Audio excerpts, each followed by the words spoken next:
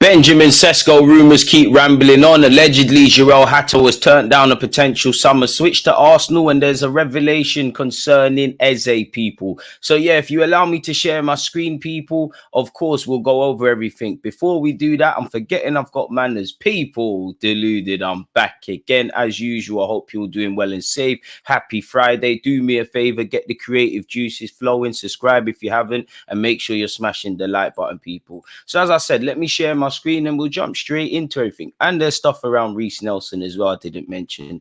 But yeah, man, let's see what the rumours concerning our football club are saying. If my screen would share, there we go. Better late than never. Crystal Palace star Eze release clauses revealed with top Premier League clubs circling, and the club face a huge fight to keep him if he excels for England at the Euros. Big up Eze because he deserves to be there. Now, I think Gareth Southgate has named a braver England squad than I initially thought he would go for. And shout out to Crystal Palace because they've got the most players representing them. And I think where you look at West Ham's Bowen, where you look at Eze, where you look at Crystal Palace, obviously having Elise from Reading, Walton from Blackburn, and they did sign Eze from QPR.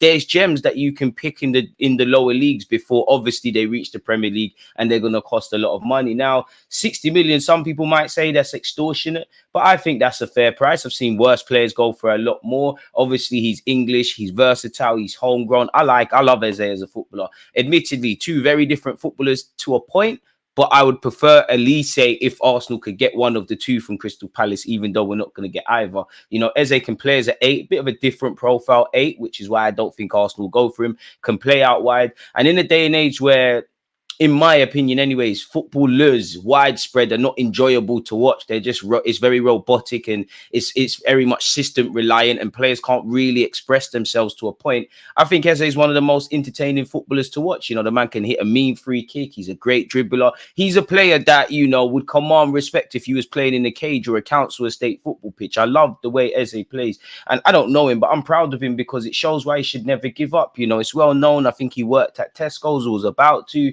got released by Arsenal, Millwall, failed trials at several other clubs, and he's representing England at the highest level, which shows football is a funny old game of opinions. Apparently, he has a release clause worth 60 million. Apparently, Man City wanted him last season, people. Apparently, the Daily Mail have said, we can reveal that the Eagles forward has a clause in his current deal worth 60 million plus additional add-ons worth in the region of 8 million. So it takes it to about 68. And at 25 years of age, of course, you know, would you want to pay that for Eze? Nothing to do with the player, of course not. But that's the going rate. He's 25. I think he takes everything in his stride. He's got the temperament. He's got the swagger. He's got the versatility. He's got the technical qualities. I would love him at Arsenal. I think he'd be great for us, but I don't think that's the case. Apparently, Eze has genuine interest from a number of Premier League sides, with Tottenham, among the clubs keen on the 25-year-old. The former Queen's Park Rangers man added to his growing reputation on Monday with an excellent display in England's friendly against Bosnia, a performance that booked him on the plane to Germany. I disagree with that because surely Gareth Southgate had to have made his mind up on what he was doing way before that friendly. So Eze was always on the plane. I would say, if anything, you know, Harry Maguire, he's not out, he's not in the England squad because of injury. That was probably the one that was touch and go, and maybe even Luke Shaw in the fitness there. Really, I'm not really optimistic at all where England are concerned with the centre half options. You know, respectfully, I know Harry Maguire gets a lot of stick, but, you know, him not being there is a bit of pill to swallow for England. You've got John Stones. How fit is Stones? He's number one. In another world, if England were flushed with genuine options in central midfield, Reiss might have to go centre half. But, you know, who partners Harry Maguire? Is it Konza, who can play right back? But, you know, it's a new look centre half partnership that hasn't been tested. Is it Konza? Is it Gurhey? Is it, you know, Lewis Dunk? Boy, I don't know. Lewis Dunk, it's probably a bit of ageism, and the fact that he's been in the squad. How you're there over Braithwaite is a mockery. I like Dunk for what it's worth, but him in an England shirt's been a disaster when he has played. I mean, I don't think anyone wouldn't want Eze, people. Do I think Arsenal are going to spend 60 million on him? Probably not. but would love him to sign for the club. Let me know your thoughts. Keeping up the theme with, attacking players, Arsenal would accept Reiss Nelson offer. Now, that isn't exactly news to anyone. Arsenal are open to offers for Reiss Nelson as they look to generate funds for potential new signings this summer, sources have told Football Insider. Nelson has been linked with a move away from North London after he's largely had to settle for a place on the bench since coming through the ranks at the Emirates. And the minute everybody's fit again towards the end of the year, you was the one to miss out. Sources say any big offers will be considered for the 24-year-old, despite him only signing a new 4-year deal until 2027 last July.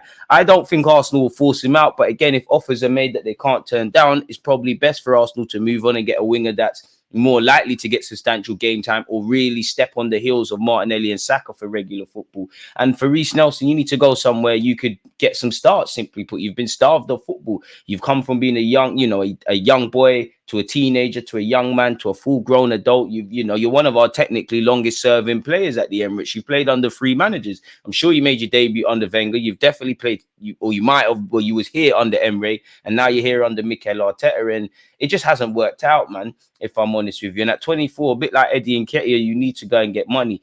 Go and get first team football, and we need to go and get money. How much would we get for Nelson, though? Because you've seen as high as 30 million, 24 years of age, English tax. Maybe if we were better in terms of sales, you could get that. But if you're buying Reiss Nelson, and again, I'm not a transfer man, how much are you really willing to give Arsenal? Yes, he's 24. He's got 4 years on his contract, and I'm sure he's on okay wages, but surely you're bidding 10, 15, call it quits at 20 for Nelson, in which if you could flog Nelson for 20 odd million with a sell-on clause, you get 30, 40 million, as per rumours for Smith Rowe. Eddie Nketiah is bringing in 30 plus, then maybe someone like Eze would pay for itself, or, it would offset some of the spending. So, yeah.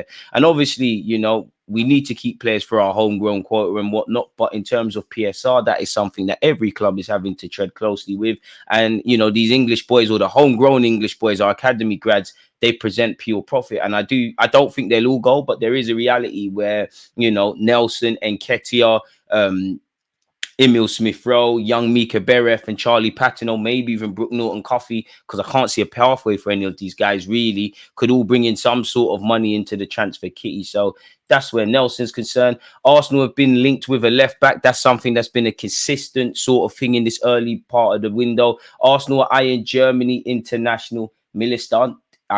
I should have really typed his name in on Google. I'm not going to lie, don't know the 27-year-old religiously. I'm pretty sure he's played for Germany recently. I'm sure he's played against Holland and France. And I am sure he scored because he looks like he's evidently celebrating, but I don't have an informed opinion. I'm sure he's played for Stuttgart at a point, but again, I don't have an informed opinion. But allegedly, we're eyeing up the German international. Now, maybe we've scouted him. Maybe there's a willingness to sign him, you'd imagine. But and why I give fuel to these kind of rumors is not necessarily the player. I don't know how much he'll be available for, but one consistency you've seen with all the journalists is Mikel Arteta wants to sign a left-back, people, which obviously would have ramifications indirectly for Kirill and Zinchenko. I don't think Tomiyasu and Timber have anything to worry about in a point. Apparently, sources have indicated that Arsenal scouts plan to fly to Munich to watch the 27-year-old in action during the opening fixture of the Euros, where obviously Germany plays Scotland. Again, next week, people, at the time of making this video, it's a Friday. The Euros begin. We're going to begin our European watch-alongs, people. So make sure your notification bells are on and you join me to watch the Euros together. Apparently, he's been in good form for Stuttgart. So, yeah, he was at Stuttgart and he's expected to be a key player for Germany as they look to win the Euros on home soil. And where the Euros is concerned, I'm keen to see Sesko, Wirtz. There's a bunch of players that are emerging and been linked with clubs, and a lot of players in general I'm keen to see, if I'm completely honest with you. So, yeah, we've been linked with him, people, really and truly. We'll have to see how that develops. Again, we're going to get linked with just about anybody in that. Aston Villa are not ruling out cashing in on Douglas Luiz, people, with contract talks on hold for the long-time Arsenal target. HITC understands that while Emre's side have attempted to downplay suggestions that they'll be forced to sell a key man or two this summer, there remains a chance that Douglas Luiz is sacrificed to ease the club's profit and sustainability concerns. There's interest in the likes of Emi Martinez. With the greatest of respect to Aston Villa, I think if he wasn't in the Champions League, that could be someone that's moved on. Jacob Ramsey, I think, will stay, but he draws admirers every year that he plays in the top level. Ollie Watkins is obviously one of the best English strikers in a day and age where there's not crazy amounts of strikers that are doing all right. He would cost a lot of money, but you'd imagine he'd get interest as well. I don't think Arsenal are going to move for Ollie Watkins. I do think Douglas Luiz will probably be the one they move on, although, they've got people like Buendia, who some fans wanted over Odegaard, still on the book. So there's a lot of people they could move on before. It's a bit of a left field one, but maybe even Konza, really. He's becoming an England international centre half as well as right back English. He could field offers. But you'd imagine Douglas Luiz is the one to be sacrificed. Once again, been linked with Arsenal, been linked with Chelsea, with Liverpool, with Manchester United, and actually this week Juventus, people. So yeah, people, I think he's contracted until 2026. Listen, we all know about Douglas Luiz and his abilities, whether it's the dead ball scenarios, whether it's his ability to play an 8 and a 6, whether it's his passing. He's a lovely player, and you could see how he could tie into Arsenal and why we aggressively tried to get him, a few windows ago, people. So we'll have to see. As it says there, that he's also on Juventus's radar, although another midfielder I like, who plays for Atalanta, Coop Miners, allegedly is linked with Juventus. And Fabrizio Romano has said they're actually close to confirming his signature, people. So we'll have to see. Aston Villa are, we understand, open to offers for 26 million centre-back Douglas Luiz. Do they mean Diego Carlos? And actually, that Duram guy's been linked with Chelsea as well. So there might be a couple players they look to move on before essentially one of their most key players in Douglas Luiz. I'm getting bored of the Sesko stuff, but in the name of keeping you lot updated and actually getting engagement and traffic on the channel, we have to leverage the Sesko stuff. Romano said the first step has to be to inform Leipzig of his decision. He has to decide whether he wants to be the superstar of Leipzig for one more season or to leave immediately. He has 3 proposals from the Premier League: Chelsea, Manchester United and Arsenal. These 3 clubs have already approached Sesko and presented their project. Now it's up to the player. That was a follow-up tweet in which he initially said on the 6th of June, which was yesterday. In the next days, the situation of Benjamin Sesko will become clear. The player will make a decision on his future. As of today, I can guarantee 100% that not even Sesko himself knows where he will play next season. I mean, Romano, I hear that you're as informed as ever, but I'd imagine, if you're Sesko, you have an inkling as to where you're going. I mean, to not know where you're kind of leaning towards, whether that is Arsenal, Chelsea, Manchester United, staying at Leipzig, or another club not mentioned, I don't know. But it seems like, if you look in the media, it seems like Sesko is going to be one of the first to move. What's actually happening in Sesko's campaign in the world of football is another thing. So we'll have to watch that closely. But once again, people, Sky Germany have said Arsenal, Chelsea and Man United have all inquired and started first talks. Sesko is totally focused on the Euros. We think there will be a decision in the next 2 or 3 weeks or after the Euros. So, I mean, that's a clever way of just bare guesswork, really and truly. So nobody really knows. We've been told there's no final decision from the player and his camp at this stage of negotiations. There's a release clause the teams have to activate with a 65 million transfer fee by the end of June. The player is considering the best option, as you should, people. Ben Jacobs has spoken about Zubimendi, I'm probably even more tired of speaking about him. I think in terms of Arsenal's midfield, a lot of targets that they'll consider are long-standing, particularly Martin Zubimendi, who, again, if they define Reiss in a way that complements the sign of Zubimendi, that could be one they'll try again for. We'll have to wait and see on the Arsenal front what they decide to do, but there's nothing advanced at this point, people. On Onana, a player who in the last 48 hours seems to be following on with the Sesko thing. If Sesko's not the first one through the Arsenal door, it might be Onana based on reports. Romano has said it's not something really concrete at this point. They've had some contact, yes, in terms of being informed on the player situation, but it's not the proper negotiating to the club yet. I think Arsenal has several names in that list for midfield. Onana is appreciated by many, many clubs in England. And I've actually done a tactical video on Onana, so make sure you check that out, folks. Jorrel Hato's breaking my heart, a player I want to sign for Arsenal. But I've previously said, if I'm Hato, there's no rush. You could stay for another year or two at Ajax. You're 18, people. Hato has made it clear to Arsenal and any other interested parties that he'll remain with the Dutch Giants for at least another season. So that probably, for me, for the 2025-26 campaign, put him on the transfer list. Keep talking throughout the season with him. Keep getting Timber to text him. If there was some spare money going around, I would say, you know what, Ajax, here what? Take whatever you want. What is it, 30 to 50 million? Because I believe he's going to be a star. Hold that. You can have him for a year on loan. Bit like what we did initially when we actually signed Saliba. I can't blame him. You've got stability. You've captained Ajax. You've played since you're 17. Now just turned 18. You're doing your thing and you thrived in a dark season for Ajax. There's no rush to make that move, people. Specifically, though, man, the man said himself, no, I just play for Ajax next season.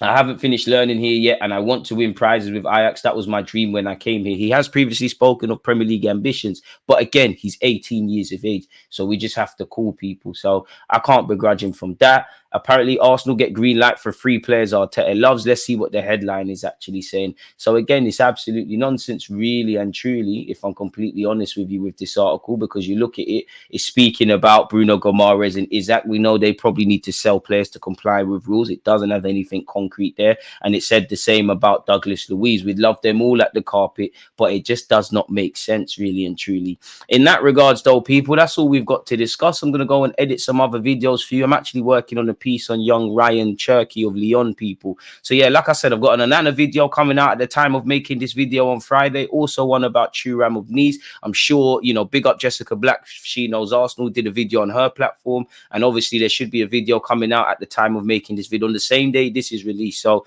I'm making sure you lot are, you know, well stocked this off season and you have a great weekend. So yeah, support the vids, comment your thoughts, smash the like button and all of that good stuff. But for now, people, I'm going to have to love and leave you. One love for tuning in. Peace.